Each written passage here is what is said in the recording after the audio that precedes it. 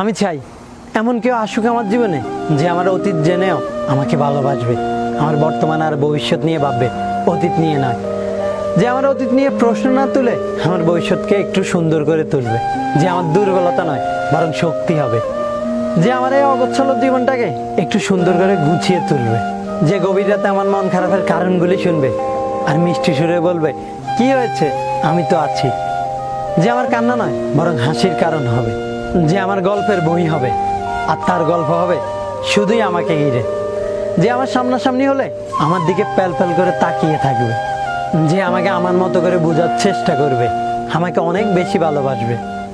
হ্যাঁ, আমি চাই এমন একজন আসুক আমার জীবনে যে তার বাবা মায়ের পর শুধুই আমার হবে, হ্যাঁ শুধুই আমার।